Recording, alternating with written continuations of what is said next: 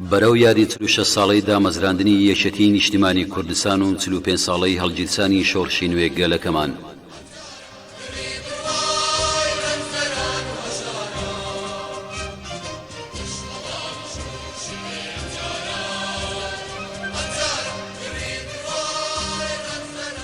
یەکێتی چەتری خەبات و سەرتاسەری کوردستانیش مەیدانی ئەو خەباتەیە.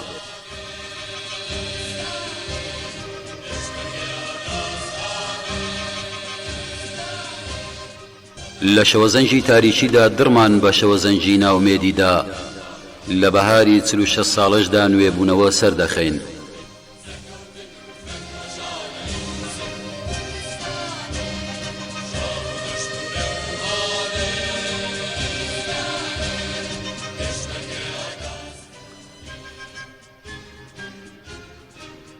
ڕێبازی مامزەلال خوێندنگەیەکی ئاوەدانی تێکۆشانە، نەوەل لە دوایینەوە تێکۆشەر پێدەگەینێ.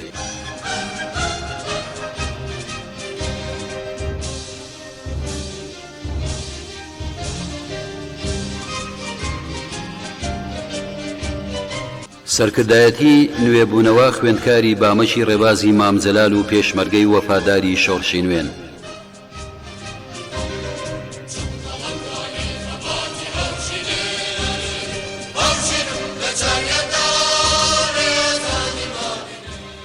لە ساڵڕۆژی یەکێتی و شۆڕشی نوێدا درود بۆ جانی هەڤاڵ مامزەلال و هەڤاڵانی دامەزرێنەر.